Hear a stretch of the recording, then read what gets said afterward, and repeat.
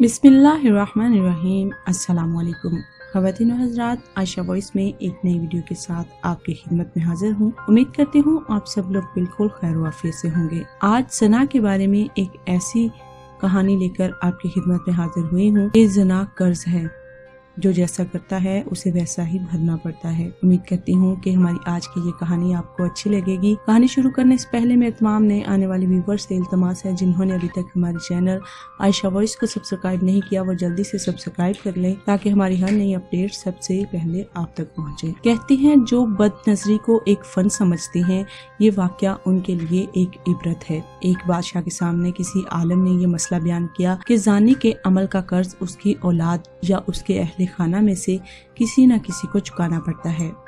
उस बादशाह ने सोचा कि मैं उसका तजर्बा करता हूँ। इसकी बेटी हुस्न जमाल में बेमिसाल थी।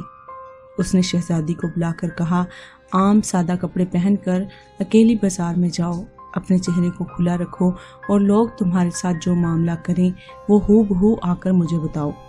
शहजादी ने बाजार का चक्कर लगाया, मगर जो गैर महरम शख्स उसकी तरफ देखता वो शर्म व हया से निगाहें झुका लेता। किसी मर्द ने उस शहजादी के हुस्न जमाल की तरफ ध्यान ही नहीं दिया। सारे शहर का चक्कर लगाकर जब शहजादी अपने महल में दाखिल होने लगी तो राहदारी में किसी मुलाजिम ने महल की खादमा समझकर रोका, गले लगाया, भोसा लिया और भाग गया। शहजादी ने बादशाह को सारा किस्सा सुनाया तो बादशाह रो पड़ा और कहने लगा, मैंने सारी जिंदगी गैर महरम से अपनी निगाहों की हिफाजत की, अलबत्ता एक मर्तबा मैं गलती कर बैठा और एक गैर महरम लड़की को गले लगाकर उसका बोसा लिया था।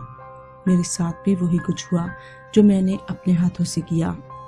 इस वाक़ये से ये इबरत हासिल होती है कि ऐसा ना हो कि हमारी कोताही का बदला हमारी औलादें चुकाती फिरें। जो शख्स चाहता है कि उसकी घर की औरतें पाक दामन बनकर रहें, उससे चाहिए कि वो गैर महरम औरतों से बेतमा हो जाए। इस तरह जो औरतें चाहती हैं कि हमारे खावन नेकूकारी की जिंदगी गुजारें, बेहयाई वाले कामों को छोड़ दें, उन्हें चाहिए कि वो गैर महरम मर्दों की तरफ नजरें उठाना भी छोड़ दें, ताकि पाक दामनी का बदला पाक दामनी की सूरत में मिल जाए। उम्मीद करती हूँ ख़वातीन और हज़रात, ये हमारी छोटी सी कहानी आपके लिए रहनुमाई का बायस होगी और कहानी आपको पसंद भी आई होगी।